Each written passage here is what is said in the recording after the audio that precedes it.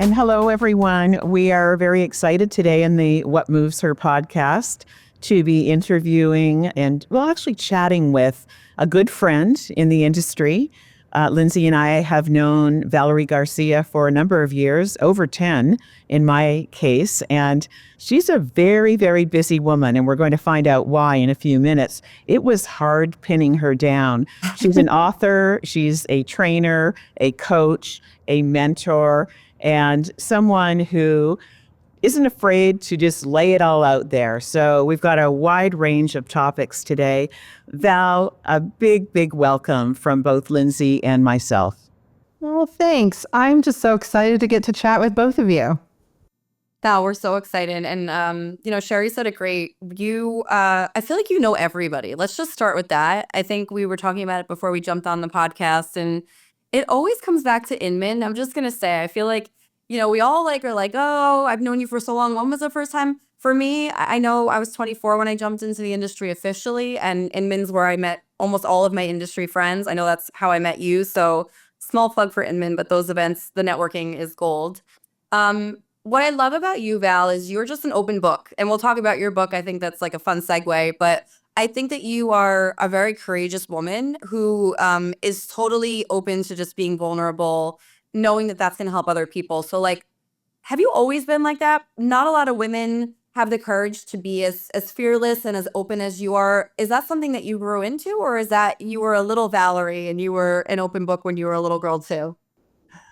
Oh, it's such a great question. No, I haven't always been this way. And in fact, it was a very conscious decision about 8 years ago.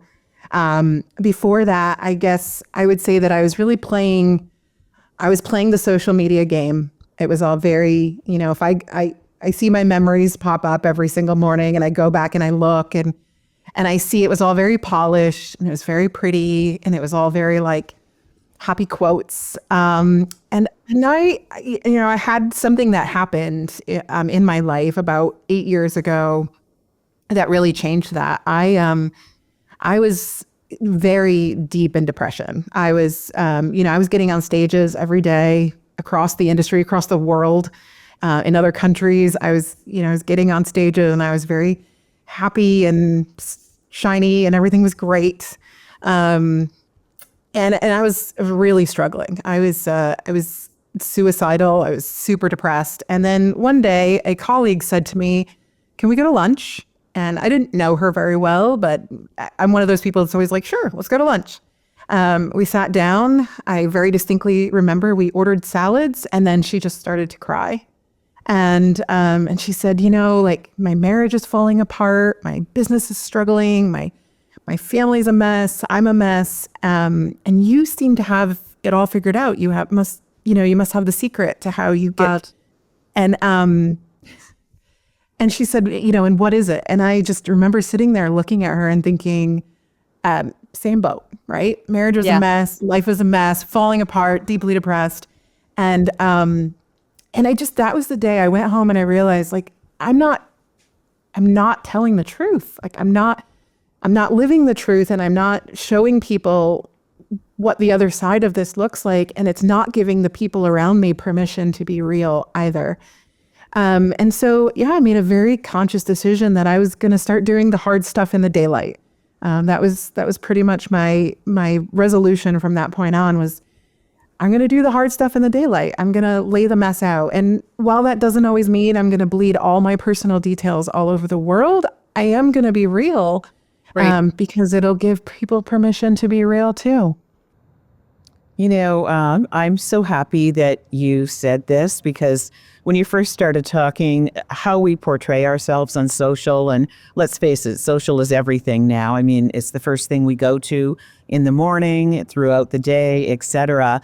I just admire you so much for that. And if there's one takeaway from our 20 minutes together today, hopefully for the audience, it's that, because we've all gone through it. And Lindsay and I were talking earlier this morning, and we love being together and we're often remote, but we were talking about our challenges during COVID and me being isolated, Lindsay as a new mom, and how we were able to cope with that. And sometimes the coping mechanisms are not what they should be, right?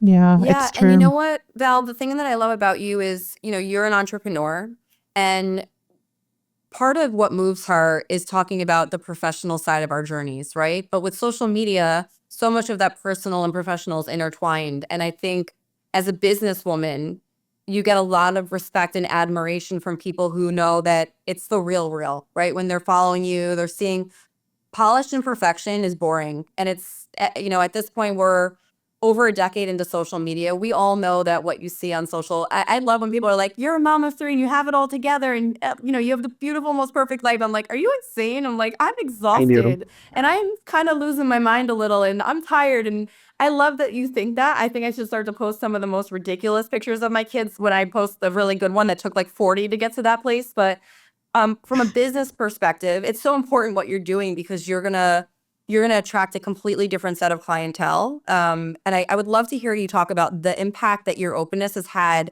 on your journey as an entrepreneur and the positive effect that I have to assume it's had. Yeah, it really has. I made the decision about 7 years ago to leave corporate life after over 20 years. At that point I was in a senior position at Remax. I was traveling all over the world for them. It was fantastic. But I really wanted to try my own thing. I wanted to work with other clients. I wanted, the freedom to talk about some different things. And that was a huge jump. That was a huge kind of scary, risky jump. And what I didn't realize at the time that I've really realized since is that all those relationships, like both of you and all of those people that I'd just been real with for years, were the first people that came out and said, how can I help you? Who can I refer you to? Who can I introduce you to? How can we hire you? And, COVID was scary, but really for the most part, during the 7 years that I've been on my own, I've never really had those moments where I'm terrified of where my next paycheck's going to come from because I have all these people that are just, always the first ones to say, how can I help you? And I think that being real, that showing up even when I'm messy thing has really allowed people to get to know me as who I am. And they're the very first ones to support me. So I know a lot of people have kind of said lately, my book came out and they're like, oh, I don't know if I want to be messy in front of people. And I think we all have our own version of what messy looks like. But, there's really something beautiful in showing the mess. I know, Lindsay, you're saying like, oh, you have 3 kids, you have it all together. But like, I know what that's like. Yeah. I grew up with 14 brothers and sisters. So like, I Oh my get God. it. Like, Yeah. what? Wow, tell us about that. Like, that's unbelievable. So take us back to your childhood. Yeah. I mean, I grew up on a farm. I was the oldest daughter of 15 kids. Same parents, no twins, just a lot of kids. That's a lot And of kids. God bless you, yeah. Mom. Oof. And, it was kind of this crazy, chaotic, fun way to grow up. But I was the only kid in my family that went to public school. Everybody else was homeschooled. Interesting. And Wow. I was the one that said, no, like I'm going to school. And I loved my teachers. I always craved somebody pushing me to think, what if you're wrong? What if it's different? What if you aren't seeing the whole picture? What if it's not black and white? And that's, I loved that. I loved the idea of, oh, maybe there's more out there. Maybe there's another way to look at that situation, solution, other than just the way that my parents believed. And I really think that shaped the work that I do now is that what if there isn't just one way to do something? What if there's another way? And I think that's probably the earliest influence that made me who I am today. That's awesome. And are you in contact and close with your siblings?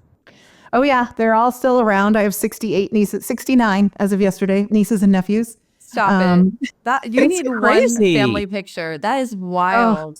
It's crazy. It's loud. They're, kind of spread all over a couple states in Canada, but yeah, it's a lot more fun now that we're all adults. That's really cool. So I was one of the lucky ones that got a surprise book and fork sent to my home. Me And we talked too. about being messy. I know that you're obviously an author that just released a book about life being messy and business being messy. Talk to us about the book. Talk to us about maybe like your proudest story that you shared in there. And what do you hope your readers get out of it? Oh, yeah, the book is We're called gonna need cake. We're Gonna Need Cake. The publishers fought me on that title quite a bit. They said they thought it was a little too, what was, I don't remember the word they said, maybe a little too fluffy. And I was like, no, like cake is all about celebration and we need to Yes. celebrate even when things are hard. So, Yes.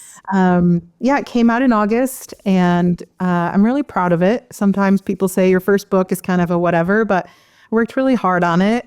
I think Selling the over story- 2,000 copies is not whatever. Let's just celebrate. Yeah, Let's have a totally. mini virtual We cake did for our selling over research. 2,000 copies. Yeah. That's nothing to sneeze at. So that's great. Yeah, it's sold well. I'm really excited. I think more than it's selling though, it's just I've been excited that people I don't even know in industries I would have never even thought have messaged me and said, somebody who runs the Alberta parks, like the provincial parks of Alberta, messaged me and said, somebody recommended your book to me and I am sharing it with all of my staff. And I would have, Wow. it's so funny.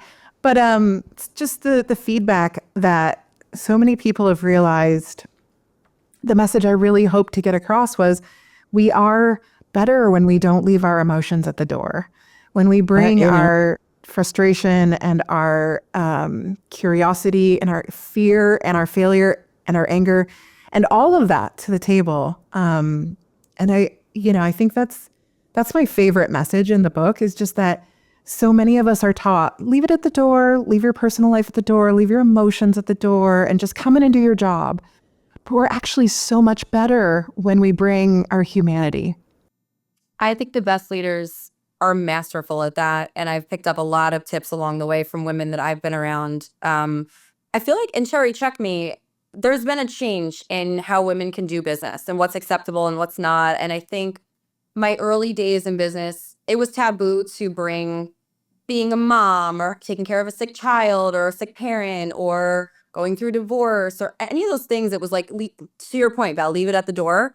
I think it's awesome when women can bring them whole selves to work. Like I had my kids, this is such a small example, but I had my kids homesick with me last week. 3 of 3 had walking pneumonia. And I'm like losing my mind trying to balance getting ready for a business trip. And I'm like, you know what, you're going to sit on my lap for this meeting and it is what it is. And I hope that the other women on my team know that like being a working mom is really freaking hard. And sometimes your kid's going to have to sit on camera and, color on your face in the middle of a meeting and you're just doing your best. Like the women that do that in meetings and in work and in life, like are my most favorite women. And there's just been to me like this crossroads where we've gone a whole different way than we were able to before. And it's made us all mentally better and stronger and more collaborative and appreciative of one another. I think COVID played a big role in that because it's really, it brought everyone into our lives and social does as well. But it is different now. And, Valerie, tell us from your perspective, number one, within the real estate space. And number two, we want to hear what you're doing outside of real estate as well. But do you see what Lindsay's alluding to? Yeah, for sure. I think, every leader that I've talked to, the ones that I interviewed for the book and the ones that I've talked to since have all said that was something that they really wanted to keep post-COVID was that idea of we're messy behind the scenes.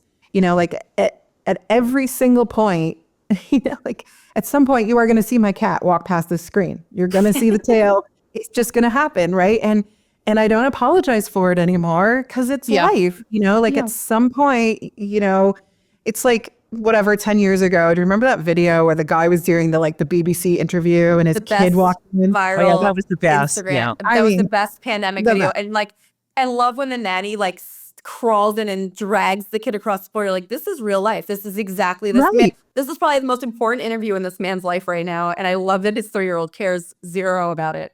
I And know. that was so funny and so viral because it was like we'd never really seen it before. Yeah.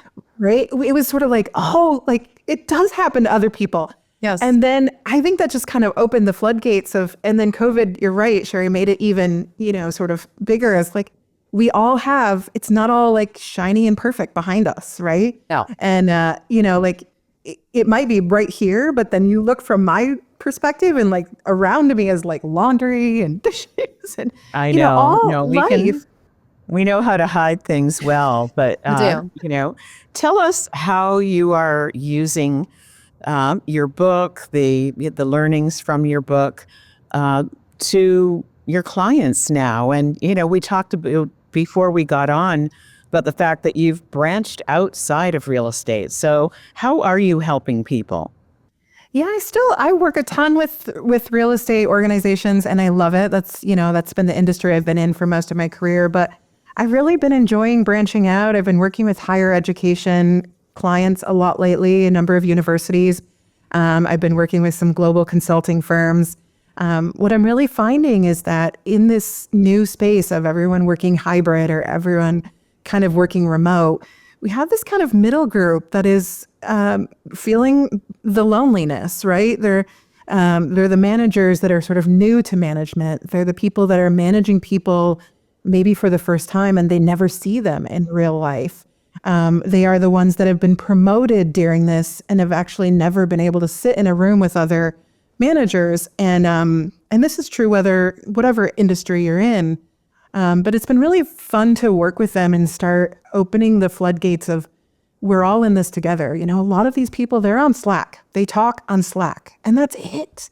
And that idea of pick up the phone, turn on the camera, like have a heart to heart with this manager that you've been Slack fighting with for a number of weeks and solve the problem. And a lot of it is communication. A lot of it is just understanding empathy for where people are coming from. And a lot of it's storytelling, which is kind of my first love, which is just... It is, isn't it? Yeah. And you're so good at it. And you told a great story on social about your travels. And I think it was a solo big travel. And how well, can you explain? I do it myself too, but I want to hear what you have to say because it really is a life-changing opportunity, isn't it? Yeah, I did Africa for a month this past summer. Wow. Solo, it was life-changing. It was super eye-opening to be reminded that we are all so privileged, to really see how other people live. I think predominantly the women in some of these countries that are getting married at 14, that are in, these are marriages where the man has 45 wives and hundreds of children. And these women are married super young and have no opportunity. They have no, they really have no way out. They have no other, and they look at you like, well, this is all there is. So yeah, I think I really left that trip with this realization that it's, talking about these things, making people aware is one thing, but then, what are we doing about it? What are we, I'm still really processing that trip and have had a number of conversations with people since about, how do we bring those lessons home and how do we make an impact and how do we have those conversations even here where we are. That sounds like an amazing trip. I want to go back before we wrap up. I want to go back to the middle management. I think that is like a very popular topic in business that probably is going to be a case study one day, right? Like post-pandemic, new people managers being fully virtual and onboarding in a really great way. So you work with a lot of these people, and I think it's a really tough place to be in. If you could give, besides communicating, because that's obviously crucial to success, if you could give people the best advice, if they're in that middle ground right now, what would be your kind of like stump speech to them? Yeah, so I think the things that I find that work best, the two things that I'm really seeing results with are, the first one is asking better questions. I think we think sometimes that means just asking more questions. But a lot of times it's more just better questions. I think you're right. How do you actually feel about that? What are you not telling me? What is your experience? Tell me more. Say more about that is one of the very best questions we can actually put out there. Tell me more about that. Because typically I think we do get into this. It's fine. It's fine. It's fine. I'll sort it out. It's fine. Everything's fine. What are you not telling me? So asking better questions, and then really it's putting yourself in that other person's shoes, having some empathy, understanding, looking at things from another perspective. That response of, what if I'm wrong? What if this isn't the only way to do things? I love that. And preferably having those conversations out loud and not in a text or in an email or on Slack, which is hard for our generation, to be honest. It is. It is. We hide behind it, and that's not always good. But final question as we're wrapping, what's next for you? What are you working on? And, anything that you can share. Yeah, so I've started outlining another book, which is really exciting. And I have some fun, virtual camps that I've been working on that have been really fun. I have some great international clients that are outside of real estate. I think I'm kind of in a season right now where it's just like, there's so many opportunities. I want to try them all. I'd love to work. Yeah, I love to be working with some different clients with different perspectives right now that have really unique problems and really unique challenges. So yeah. That's awesome. And Valerie, I want to say thank you on behalf of the What Moves Her Network, Lindsay and myself. Thank you for your friendship. And thank you for everything that you do for women everywhere and will continue to do. It's been an honor having you on today. Oh, well, the feeling is mutual. I am such a fan of both of yours, and the work that you're doing, putting voices out into the world, is so important. Thanks, Val.